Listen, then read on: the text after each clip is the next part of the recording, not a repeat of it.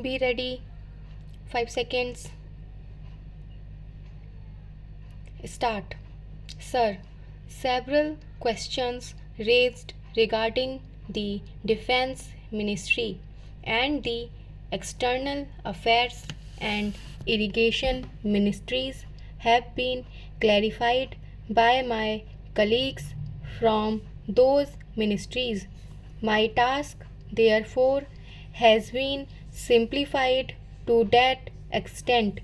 Before I go to the questions financial and economic raised by several honorable members, I should like to clarify one or two points which are more administrative than economic or financial. One of them was raised by my honorable friend. He raised the question about the recruitment by the assistant superintendent's departmental competitive examination and particularly about the examination held in 2010. He said that about rupees 6 crores were spent for the 2010 examination and later it was declared that no vacancies were available. He therefore suggested that a definite procedure should be there and the examination should be held according to the vacancies declared in advance and all persons who have qualified in that examination should be eligible for promotion or for appointment. Sir, I do not know whether the honorable member knows how these vacancies are filled. He probably refers to the section officers grade in the Central Secretariat Service. This is filled 50% by direct recruitment and 25% by departmental competitive examination open to the assistants, that is the next lower grade, and the rest 25% by promotion of the assistants on the basis of seniority subject to fitness. The examination, therefore, that he was referring to was a departmental competitive examination for filling 25% of the vacancies.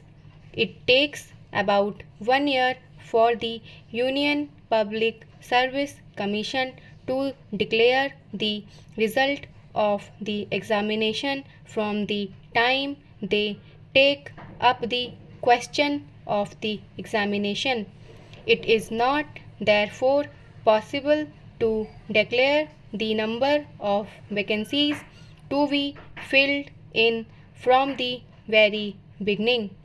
To declare them just when the results are out is more realistic, and that is what is done. Sir, if the examination is treated as qualifying examination, the number of persons who will thus become eligible for appointment will be quite unrelated to the number of vacancies to be filled in, and then the very situation which the honorable member wishes to avoid would arise. It would not then be possible to hold any of the examinations at regular intervals, and promotions against this quota would become very fitful. The honorable member also suggested that the rules for recruitment and promotion etc. should be uniform for all ministries, whether participating in the Central Secretariat Service scheme or not. It must be, and this is so, except for the Ministry of External Affairs and the Railways. These have different rules, but these rules are very much similar and there is not much difference. But because these persons are recruited for different purposes and by different agencies, they are separate. Therefore, his purpose is saying that there should be uniformity in almost carried out. The only difference is that the Ministry of Home Affairs does not control the services in these two ministries. Then, sir, questions were raised about backward areas and the backward states, and also about the city of Kolkata.